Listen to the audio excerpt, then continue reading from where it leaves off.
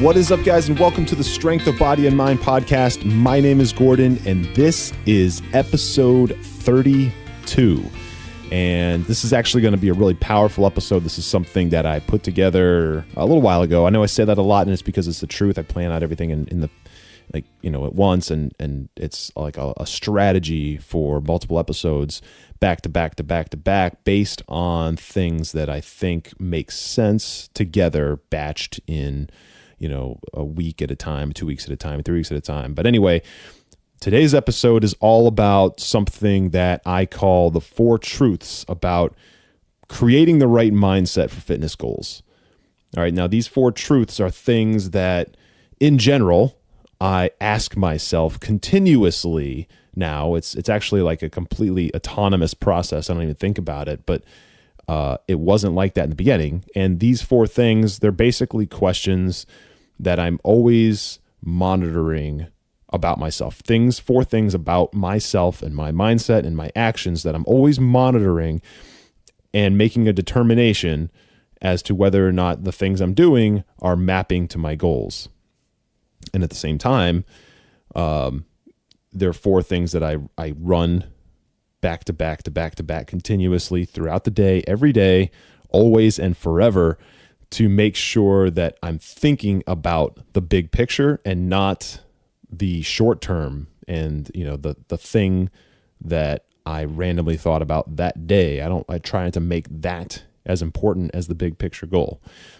But before I jump into all this, I do want to encourage you, if you haven't already, if you're new to the podcast, to go back, listen to the first 3 episodes, episode 0, our launch episode, and 1 and 2. They tell a little bit more about me and the podcast and the brand Strength of Body and Mind and the brand Sobam Gear Company, how they play together and what they're all about. But in general, just so you know, the reason that name was chosen and the reason that this exists is because the core thing that I believe deep down more than anything else is that we, and by we I mean you, me, everybody, people, we have a mind-body connection that is way deeper, way stronger, way more intact, and way more responsive than most people think, and that most people take the time to understand or even give thought to. And I believe that mind-body connection is what drives us to become the most confident, most self-empowering and driven people to not only achieve our fitness goals, although that is kind of the focal point of this, but just to become better and more powerful and more successful people in our lives. So that's really what it means. All right. And there's a cycle there that I believe also that the more you complete and achieve and succeed at smaller short-term goals, micro goals, if you will, the more you do that, the more confidence you build in yourself to be able to continue to do that.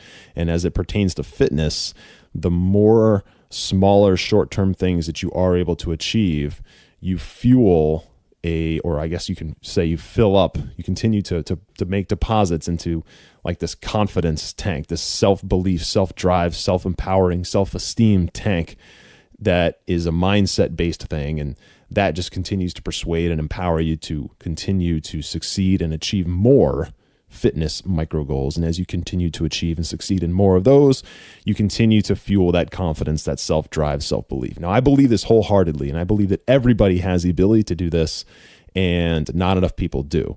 And it is totally a mind and body thing, not one or the other exclusively, but those 2 things together. So that is what we're all about. Now, again, this episode 32, this is all about the 4 truths. Now, I made up these 4 truths, but I believe them to be truths. These 4 truths about creating the right mindset for fitness and staying on track with that right mindset. But it's really about creating the right mindset. And what I want to open up with here is the difference between motivation and inspiration, and the source of motivation and inspiration. Because it's very, very easy to get motivated. If you've ever heard of motivational speakers, you know what their intent is. Their job is to get on stage and motivate somebody, to get them pumped up, to get them psyched up to go and do something. Usually it's in their own business, or usually it's a motivational speaker that was hired by a company to speak to their staff, to get their staff pumped up so they go and work harder. So the ROI there is evident, right? The corporation pays money to the motivational speaker. The motivational speaker comes in, he talks to the entire staff, he gets them pumped up, and then they go and they produce at 110% productivity for the next month or something like that. That's motivation. And motivation's great. It's cool. And you can draw motivation from a lot of places. You can be motivated by somebody's overly outward attempt to motivate you. Okay. But that's not inspiration. All right. Now, I think that a lot of motivating sources in fitness are a lot of YouTube celebrities and I guess fitness athletes in general. So there's obviously athletes in sports, but there's also fitness athletes, which are like fitness professionals, either physique or bodybuilding or something like that. And they are able to motivate people very, very easily because obviously they look great. Okay. So visually you have that. And a lot of times when they talk about something that they had to overcome, or they talk about how anybody can do anything kind of stuff. Now that is empowering and that is motivating. And for some it's inspiring, but not for others. And what I mean by inspiring, I'm talking about inspiration here. Inspiration is when people, they don't just get pumped up for a few minutes, they get truly inspired. And it's usually a deeper level connection to the person that's putting that out. Okay. Being inspired is when you no longer are just temporarily pumped up, but you're inspired at a high level and you have a deep connection to that end goal, right? So you're inspired, and inspiration creates internal motivation, and inspiration creates internal drive. But without that true inspiration, you'll never really be able to continuously and consistently have that motivation. Do you understand? Motivation comes in spurts. It's a short-term thing. Inspiration is long-term. Inspiration is something that you have to build based on what is around you. Okay, you put together that inspiring nucleus based on sources. It's based on what you're exposed to. So when I talked about YouTube celebrities and fitness celebrities and athletes and physique models and things like that, bodybuilders, powerlifters, whatever, they can be both. Okay. But regardless that they can be both, not everyone interprets their message in a way that allows them to draw both things from those people. So when it comes to, again, inspiration, that's something that I believe that you and everybody has to build based on what they're exposed to. Okay. Now, when it comes to fitness, I truly think that motivation's not enough. And so staying motivated based on something you're told temporarily is not enough because it's not long-term. It's not consistency. Okay. Now, what I think is motivating is crash diets, short-term workout plans that are guaranteed to get you a 6-pack in 30 days. For you ladies out there, a booty building program that's going to give you the booty that you want in 3 weeks with 20 minutes a day in your living room with no equipment. All right, that's motivating. The reason it's motivating is because it's a sales pitch. Even if the program is free or the diet is free or whatever that thing is, it's free. It's still a sales pitch, and it's an attention sales pitch.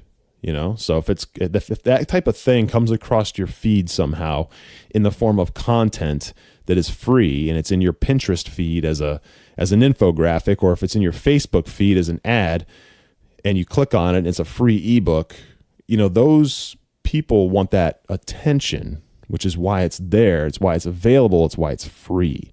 And not everyone has the best intent deep down. They want to share this stuff because they want you to click on it so that they can get some sort of incentive, whether that's an email address or whatever, sales pitchy type stuff. Now, I kind of went off a little bit there, but my point is, and I think it is clear, it is pretty much there, is that something that sounds too good to be true like that, it always is. All right. And they are there, like I said, with the intent to get something from you, but also to motivate you. Because if they can motivate you to do something, that may in turn drive you to come back to that source and pay it back in whatever format that is. It also may motivate you to share it, to share that content with somebody else, and then that person could turn around and come back and provide a return, an ROI on that originator of content. Either way, the point is motivation comes in a lot of forms, and anything that's sales pitchy like that is usually going to be written in a form that's going to motivate you. And I don't agree with that, not because I think dieting is necessarily bad, although I think crash diets are not a good idea. Not because I think workout plans are bad. I think workout plans are great, although most of them that are set up like that, I don't think really work. It's because it's motivating you with the wrong message. It's motivating you with this message that's not real, first of all, but it's also motivating you with the message that hard work isn't really necessary, and that sacrifice isn't necessary, and consistency isn't necessary, and that training with purpose isn't really necessary. And because those things aren't there, they never work. Think about a crash diet. Think about a diet like, a detox diet that's like 3 weeks long or 10 days long, and you can only eat like 500 calories a day, and you're supposed to drink 4 gallons of water or something with like Lowry's sea salt in it, or whatever it is, seasoning salt, like some weird thing like that. Because I know those are out there. Think about the reality of that for a moment. Think about how ludicrous that sounds. Do you think that you are going to be able to, if you're listening to this, you probably don't think that, which is cool, because I don't think I draw those types of people to my podcast. But, just in general, I want to talk about this. So any of those crash diets, right, they exist for a whole bunch of different reasons. But if you think about it, like what kind of bullshit is that? Where I can take this diet, I can follow it for 14 days, and I'm going to lose 20 pounds, and I'm going to get a 6-pack. Or, some 15-minute home workout that I do twice a week is going to give me like this beautiful body that I've always wanted, that most people need to work for years to get. What is that? How do people even, how are they okay presenting that content? Because it's clickbait, right? So a lot of people are going to click on that. A lot of people are going to want to hear that because it's sales pitchy and it's motivating. All right. They hear that and they hear they can do all this stuff, and then they get motivated to go try it. Okay. Now, if you've ever known anybody that's ever tried any of these, most of the time, I would actually argue all the time, I don't know anyone that hasn't experienced this, but most of the time, those people are going to try that diet or that workout plan or whatever, that detox, for 2 to 3 to 5 days or something. And then they're going to quit because it sucks, because it's miserable, and it's not something you can keep up long term, right? And it still continues to exist. But that is motivation. Okay, that's the punchline here. That's a form of motivation. It's motivation through a message, motivation through imagery, motivation through creative. Now, I want to talk about inspiration and how it has to be grown. Okay, I've already talked about the difference between motivation and inspiration, but take this type of thing, for example. What if you're following an athlete?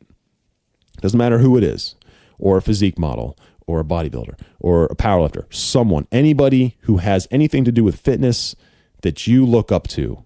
Okay, maybe you look up to them at first solely because of the way they look, and you can see yourself having a physique like that, and you're thinking, wow, that person really has an ideal physique, in my opinion. I would love to look like that, or I would love to look similar to that.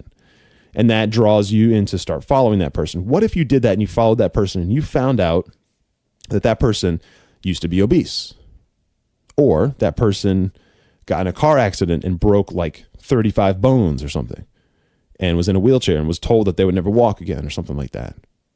What if that person had such a long string of hardships through illness, family issues, that they mentally never thought that they would crawl out of that and get themselves into the shape that they're in? And to top it all off, not only get in the shape that they're in, but be able to share that message. What if you were able to connect with that person and hear about those hardships, and then hear how they crawled out of it, and then hear how they continued to struggle day in and day out, and then be able to develop internally inspiration because you realize that your problems are either something similar and they were able to do it, so you should be able to do it, kind of thing, or that your problems pale in comparison, because that also happens. Right? What if that's it? Just paint yourself in that picture for a moment. Slowly over time, as you're exposed to this story and you're exposed to this person and their message, you start to draw and continue to build on inspiration.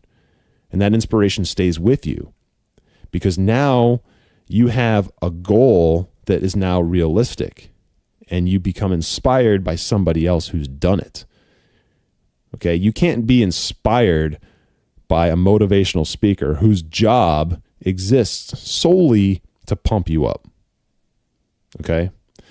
But you can be inspired by somebody who wants nothing from you other than your ear for a moment to hear their story about how they came from whatever horrible scenario they were in to rising up and out of that into a much better situation, one that you now look up to. Okay, that's a form of inspiration. That's being inspired by something. And you can draw inspiration, by the way, from even in fitness, from sources that aren't fitness related. You can draw inspiration from anything, but it comes down to connection. Okay? Now, what does this have to do with the 4 truths of developing the right mindset for fitness?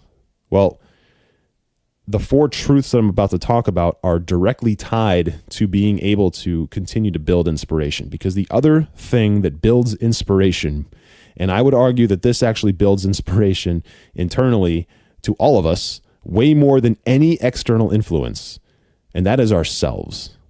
We can become inspired by ourselves and continue to inspire ourselves over time to do amazing things. Now, when it comes to fitness, that is what drives transformations. Okay. A good coach, a good trainer can get somebody moving, but a good coach, the best trainer cannot do the work for a person. Okay. It also, that coach and that trainer cannot inspire a person solely by themselves to do the thing, right? To lose the weight, to build the muscle, to get the cardio in shape. All of that stuff has to be something that happens as a result of internally built inspiration. All right, boot camps that are ran literally like boot camps will never produce the same result as someone who wants it and somebody who has built up the inspiration internally to drive themselves to actually achieve it. Okay, so let's jump into these 4 truths, okay? And these are not in order, but these are something that, again, need to be periodically checked. Now, I'm going to explain after the fact how I started incorporating these and how it has become an autonomous, on its own type of process after several months and years of doing this. Okay, number 1, understanding that results are process driven. Okay, what do I mean by that? Look, any result that you want in fitness is not going to happen on accident. Okay. I talk about training with purpose. All right. Training with purpose. It means obviously what it sounds like. You have to be purposeful, but what it really means is that you need to instill processes. Part of that purpose, right, is achieved by following a process. It doesn't happen on accident. A process has to be put in place. That process is going to look like a nutrition plan. That process is going to look like a training plan. A process, if you're building muscle, is going to look like incorporating hypertrophy methods, incorporating progressive overload, making sure you're hitting your accessories, probably hitting some compound lifts, right? Things like that. All of that stuff is part of the process, and that process is going to be what actually gets you there. If you mindlessly train, if you mindlessly eat whatever, it's never going to get you there. Okay, number 2, patience is by far the most undervalued asset. Nobody has patience when it comes to fitness when they first start. The only people that seem to develop patience in fitness are those who are able to actually get what they want. They were actually able to get the success and the results that they want, because it is so difficult. It is incredibly difficult for human beings to do something day in and day out and expect a result and not see it right away. It actually borderlines on insanity a little bit, because that textbook definition of insanity, if I think I have this right, is doing things over and over and over again and expecting a different result, right?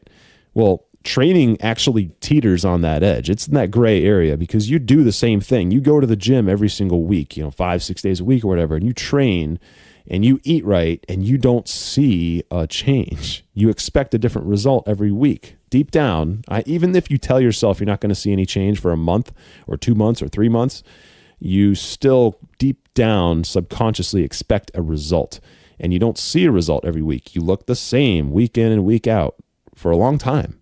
You're growing, like I've talked about in the past. You grow nanometers and millimeters and micrometers at a time. You don't grow centimeters and inches, so you never really see that change happen dramatically. So if you train all the time and you're eating perfectly, but you don't see a change, it's so difficult to stay in that process mode and to continue to have patience. But that is the most undervalued asset, because that is the thing that'll actually get you there, is committing to the process. I talked about that in the past as well. So that's number 2. Number 3, consistency. All right. This is by far the second most undervalued asset. Patience is number 1, because people get patient and they quit, right? And they may quit that routine, but they'll still work out, or they might quit that diet or that nutrition plan, but they'll still try to eat right. They just change it up. Well, here's the thing. Consistency is like the cousin to patience. So not only do you have to be patient that it's going to take a long time, but you have to stay consistent throughout that entire process. And I can't say this enough. If you are tracking your macros and you are training properly and you're doing all the right things, but you aren't consistent with it, like if you are really good one day and then you're way off the next day, and then you're good for 3 days and then you're way off for 2 days straight, that is going to violate the entire process to the point where it's not going to work. Okay? Now that's the truth. Consistency, however, will get you there, right? And consistency, I will tell you this too. Consistency drives patience. If you're consistent, you will actually have a much easier time being patient, because it's easier to tell yourself that what you're doing is working when it's already hard to stay consistent. Let me try to explain that a different way. If you're consistent in your nutrition and you're consistent in your training, some days that's going to be hard. Some days it'll be easy, but some days it's going to be tough. You're going to want to eat something that you probably shouldn't, or you're not hungry. This happens too. You're not hungry, but you need to eat another meal. When you do that, it feels fulfilling because it feels like work. And because it feels like work, it's easier to stay patient because you think you did something that maps to that goal. Okay? So consistency actually drives patience. And that is number 3, is being consistent. Number 4, everything, and I mean everything, needs to be done with purpose. Okay? Everything needs to be thoughtful. You need to be thoughtful about everything you do. From your activity level. If you're going out, are you going to drink? You're going to drink a lot of beer or something like that. What's your nutrition strategy for the week? It doesn't have to be this big elaborate thing that you spend 6 hours putting together, but it does need to be something that you're thoughtful about. You need to give it a few minutes. Think about it. Think about who you're going to be hanging out with this weekend. What are you probably going to eat? What are you not going to eat? How should you eat prior to hanging out with that person to make sure that whatever you're doing doesn't make your social life completely boring and, with no ability to have fun. You need to be thoughtful about everything. What's your training plan? You shouldn't go to the gym without knowing what you're doing before you get there. At least a little bit. Have a good plan. I'm going to work out my legs, so I should probably do, squats. I should do some front extensions, some hack squats, maybe some lunges. You got to think about it, right? Be thoughtful. Have a purpose. Train with purpose. Eat with purpose. Do everything with purpose. Are you drinking enough water? All right? Do that with purpose. Do everything with purpose. So these 4 truths, again, understanding that results are process driven. That's number 1. Number 2, patience is by far the most undervalued asset. You have to be patient. Number 3, consistency is the second most undervalued asset. That is the baby cousin to patience. And number 4, everything that you do needs to be done with a purpose. No mindless decisions. Everything has to be done with purpose. Think about what you're doing before you do it. Now, these 4 things, they're like principles, truths, right? They do work. They do work extremely well. And I give this advice to everybody that I talk to who's learning from me how to train and how to eat right and how to get whatever physique they're after. And I basically have them do this, okay? I have them think about these 4 things periodically throughout the day. Like, is what I'm doing right now, is this bound to me being patient?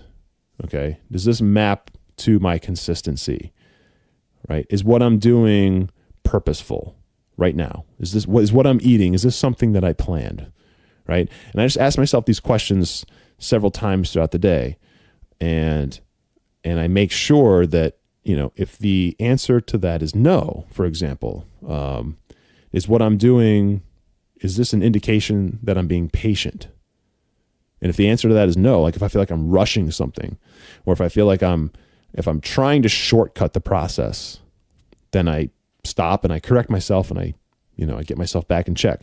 Now, all of these questions, they should be asked every single day. And if that requires you to write them down on a whiteboard and look at that whiteboard, or write them down on a notepad app on your phone and look at that 5 times a day, and set an alarm in your phone to go off 5 times at different, periodic times, to, with an alarm that pops up that says, hey, check your 4 truths notepad or something like that, then that's what you got to do.